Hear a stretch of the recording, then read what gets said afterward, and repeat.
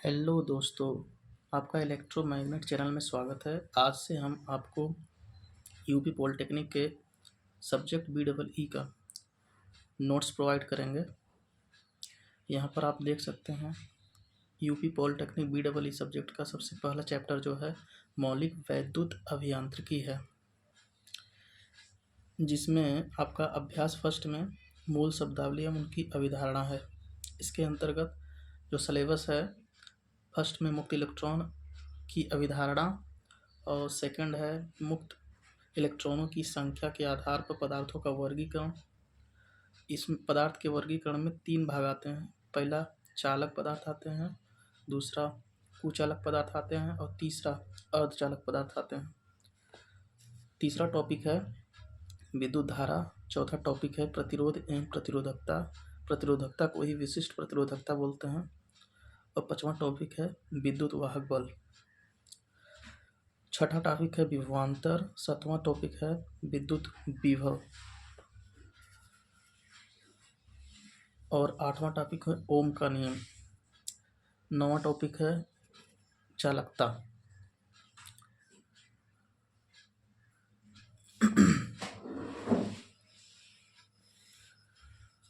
आज हम इन सभी टॉपिक को बारी बारी से पढ़ेंगे।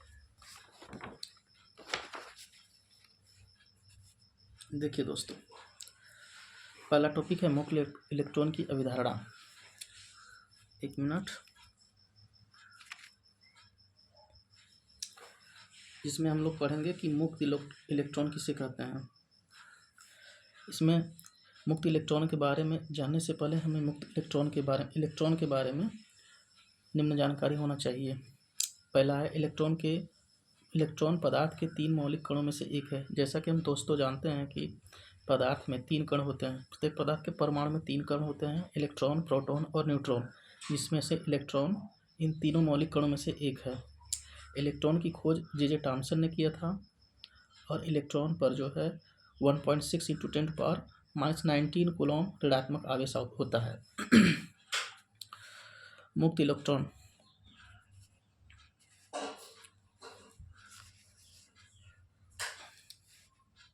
किसी पदार्थ में मुक्त इलेक्ट्रॉन पदार्थ के परमाणु के बाह्य कक्षा में पाए जाने वाले इलेक्ट्रॉन को कहते हैं, जो नाभिक के नाभिकीय बल से अल्प रूप से बंधे होते हैं। इसीलिए इन्हें ढीले बंध वाले इलेक्ट्रॉन भी कहते हैं। मुक्त इलेक्ट्रॉनों की ऊर्जा परमाणु के अन्य इलेक्ट्रॉनों से उच्च होती है। यहाँ एक परमाणु का जो चित्र रहेगा उसको बनाना मैं भूल गया हूँ, बाद में इसको बना के आप लोगों को दिखा दूंगा। आगे बढ़ते हैं। मुक्त इलेक्ट्रॉन को यदि और थोड़ी ऊर्जा दे दी जाए तो ये परमाणु के कक्षा को छोड़कर परमाणु में इधर उधर घूमने लगते हैं और ये ऊर्जा जो है हम विद्युत क्षेत्र लगाकर देते हैं।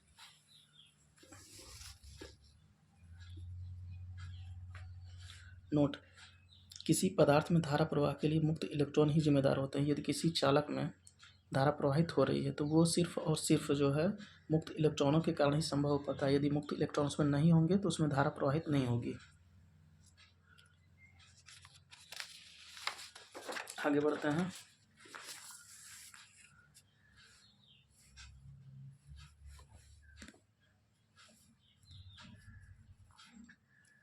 दूसरा टॉपिक है मुक्त इलेक्ट्रॉनों की संख्या के आधार पर पदार्थों का वर्गीकरण। देखिए दोस्तों, इसमें मुक्त इलेक्ट्रॉनों की संख्या के आधार पर पदार्थ को 3 आधार पर बांटा गया है। पहला है चालक पदार्थ। चालक पदार्थों में मुक्त इलेक्ट्रॉनों की संख्या लगभग 10⁻29 या 29 होती है। जैसे कि चालक पदार्थों में चांदी आता है, तांबा आता है, सोना आता है, एल्युमिनियम आता है। हाँ दोस्तों, इसमें एक बात और आप लोगों को जान लेनी चाहिए कि विश्व में सबसे ज़्यादा चालकता वाला पदार्थ चांदी होता है, इसके बाद तांबा होता है, फिर सोना होता है, इसके बाद एल्युमिनियम आता है। दूसरा है कुचालक पदार्थ अथवा विद्युत रोधी पदार्थ। कुचालक पदार्थ को ही विद्युत रोधी पदार्थ कहते हैं। कुचालक पदार्थों में मुक्त इलेक्ट्रॉनों की संख्या 0 होती है। पीछे दोस्तों हमने बताया था कि जैसे किसी पदार्थ में यदि मुक्त इलेक्ट्रॉनों की संख्या नहीं होगी तो वह चालक पदार्थ नहीं होगा। इसीलिए कुचालक में जो है 0 मुक्त इलेक्ट्रॉनों की संख्या होने के कारण ये विद्युत धारा का प्रवाह नहीं कर पाते हैं। और कुचालक पदार्थों में जैसे रबर आता है, लकड़ी आता है, माइका आता है, चीनी मिट्टी आता है, और भी पदार्थ हैं इसके अलावा। तीसरा है अर्धचालक पदार्थ। अर्धचालक पदार्थों का में केवल दो ही पदार्थ आते हैं, जैसे जर्मेनियम आता है, सिलिकॉन आता है। अर्धचालक में मुक्त इलेक्ट्रॉनों की संख्या लगभग 10⁻18 होती है। यहाँ अर्धचालकों के बारे में एक विशेष बात है। उपरोक्त चालक, कुचालक तथा अर्धचालक में मुक्त इलेक्ट्रॉन की संख्या एकांक आयतन में दी गई। मतलब यहाँ पर जो भी इलेक्ट्रॉन की संख्या बताई गई है, जैसे 10⁻29 और यहाँ पर शून्य, यहाँ 10⁻18 है, ये सब एकांक आयतन में इलेक्ट्रॉन की संख्या दी हुई है।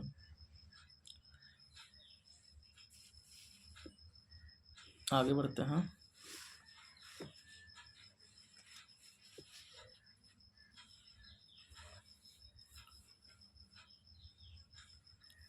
चालक, कुचालक और अर्धचालक के संयोजी इलेक्ट्रॉनों की संख्या। यहाँ दोस्तों ये बताया गया है कि चालक में संयोजी इलेक्ट्रॉन, कुचालक में संयोजी इलेक्ट्रॉन और अर्धचालक में संयोजी इलेक्ट्रॉन कितने कितने होते हैं। देखिए, इसे एक टेबल के रूप में दिखाया गया है। यहाँ पदार्थ लिखा हुआ है, यहाँ संयोजी इलेक्ट्रॉनों की संख्या, जिसमें फर्स्ट है चालक। चालक के संयोजी इलेक्ट्रॉन 1 भी हो सकते हैं, 2 भी हो सकता है और 3 भी हो सकता है। कुचालक में 5 होता है, 6 होता है या 7 होता है। और अर्धचालक में जो है यह संख्या 4 ही होती है। और जैसे अर्धचालक में जर्मेनियम और सिलिकॉन है, जर्मेनियम और सिलिकॉन इनकी संयोजी इलेक्ट्रॉन 4 ही होते हैं।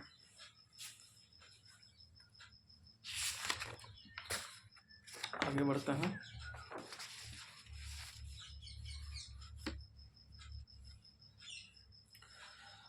अगला टॉपिक है विद्युत धारा। विद्युत धारा को निम्न रूप में परिभाषित किया गया है। किसी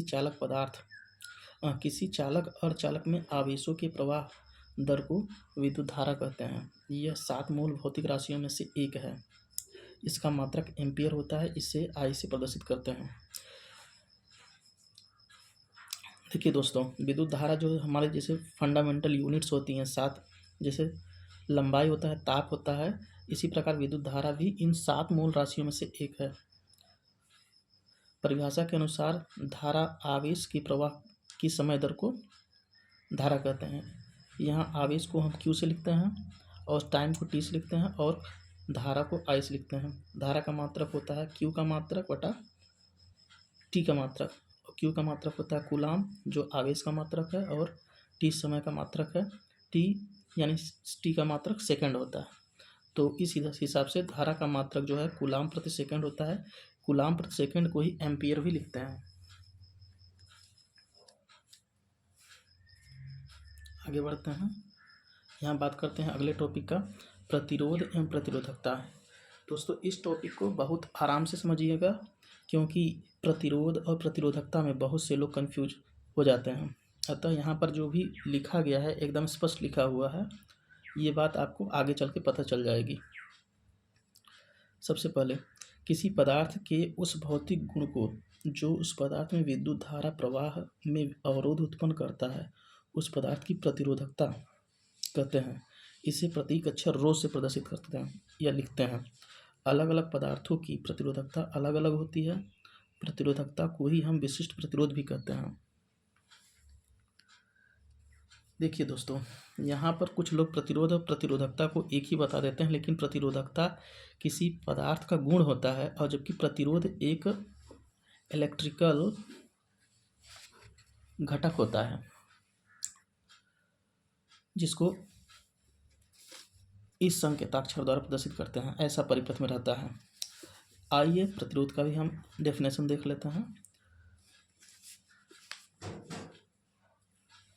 प्रतिरोध एक प्रकार का विद्युत घटक अवयव है जिससे विद्युत परिपथ में विद्युत धारा को सीमित करने के लिए लगाया जाता है। इसे आर संकेताक्षर से लिखते हैं। इसका मात्रक ओम होता है। इसे विद्युत परिपथ में इस चित्र से प्रदर्शित करते हैं। आगे बढ़ते हैं। ये हो गया है। अब प्रतिरोध एवं प्रतिरोधकता में संबंध। प्रतिरोध एवं प्रतिरोधकता में संबंध को पढ़ते हैं। जैसा कि दोस्तों पिछले टॉपिक में हमने बताया कि प्रतिरोध और प्रतिरोधकता दोनों अलग अलग चीज़ें होती हैं। अब यहाँ पर हम दोनों में रिलेशन को डिफाइन करेंगे। माना किसी चालक पदार्थ से बने किसी L लंबाई के तार जिसकी प्रतिरोधकता रो है और तार के अनुप्रस्थ काट का क्षेत्रफल a मीटर स्क्वायर है, तो उस तार की प्रतिरोध R का मान निम्न प्रकार परिभाषित किया जाएगा। R बराबर रो इंटू L/A होता है, जिसका मात्रक ओम होता है। यहाँ एक कंडक्टर दिखाया गया है जिसकी लंबाई L है।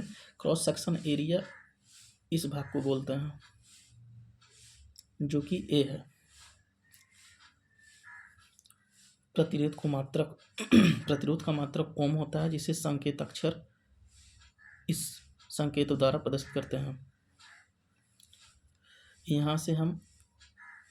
यहाँ से ओम मीटर प्रतिरोधकता की परिभाषा प्राप्त 1 ओम प्रतिरोधकता की परिभाषा प्राप्त कर सकते हैं।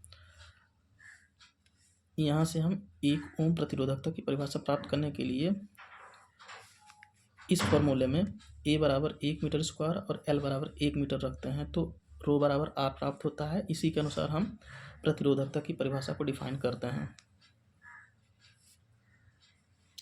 देखिए, एकांक मीटर लंबे तथा एकांक मीटर स्क्वायर अनुप्रस्थ काट के क्षेत्रफल व तार की प्रतिरोधकता रो इस तार के प्रतिरोध के बराबर होती है। अर्थात इस फॉर्मूले में यदि हम R बराबर 1 रखें और L बराबर भी 1 रखें, और माफ़ करिएगा दोस्तों, R बराबर 1 नहीं रखना है, यहाँ A बराबर 1 और L बराबर 1 रखने पर रो का मान R के बराबर प्राप्त होगा। यही इस परिभाषा में बताया गया है। आगे नोट्स में देखते हैं। किसी पदार्थ के तार की प्रतिरोधकता या विशिष्ट प्रतिरोध उस पदार्थ की प्रकृति पर निर्भर करता है। किसी तार की प्रतिरोधकता उसकी लंबाई और अनुप्रस्थ काट के क्षेत्रफल पर निर्भर नहीं करता है। इसका मतलब यह है दोस्तों कि ये जो रो होता है, रो का मान पदार्थ की प्रकृति पर निर्भर करता है। प्रकृति का मतलब है कि अगर लोहा है तो लोहा के लिए रो का मान अलग होगा, चांदी के लिए अलग होगा, सोने के लिए अलग होगा।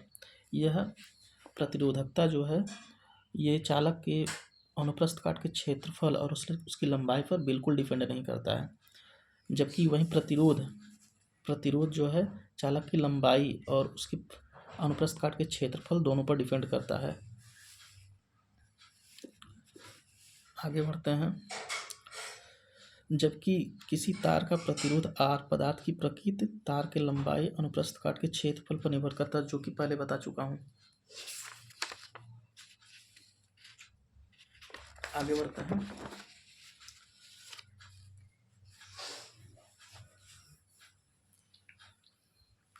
अगला टॉपिक है किसी चालक तार की प्रतिरोधकता, प्रतिरोध, लंबाई तथा क्षेत्रफल में बदलाव का एक दूसरे पर प्रभाव। यानी यदि कोई चालक तार है तो उसकी लंबाई में परिवर्तन करके और उसके अनुप्रस्थ काट में परिवर्तन करके किस प्रकार प्रतिरोध को बदला जाता है या किस प्रकार प्रतिरोध में बदलाव होता है, इसको हम लोग यहाँ देखेंगे। रो किसी दिए गए पदार्थ के लिए एकदम स्थिर रहता है, ये बात पहले बताई जा चुकी है।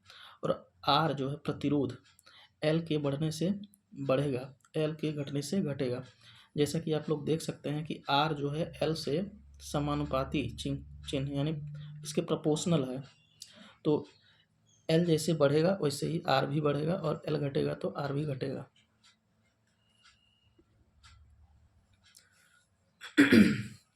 आगे बढ़ते हैं। R A के प्रतिलोम संबंध है। R और A में प्रतिलोम संबंध है, अतः R A के घटने से घटेगा और R A के घटने से बढ़ेगा और A के बढ़ने से घटेगा। यानी देखिए R और A में जो संबंध है ये इन्वर्सली है, अर्थात जब A बढ़ेगा तो R घटेगा और जब A घटेगा तो R बढ़ेगा और A बढ़ेगा तो R घटेगा। अब विद्युत वाहक बल को देखते हैं कि विद्युत वाहक बल किसे कहते हैं। यहाँ भी दोस्तों आप लोगों को थोड़ा ध्यान देना पड़ेगा, क्योंकि विद्युत वाहक बल विभवांतर और विभव ये तीनों बहुत ही क्लोजली संबंध रखते हैं, इसको आपको ध्यान से समझना पड़ेगा। इसको हम लोग अगले वीडियो में समझेंगे। धन्यवाद। वीडियो अच्छा लगता है तो उसको चैनल को सब्सक्राइब करें, लाइक करें।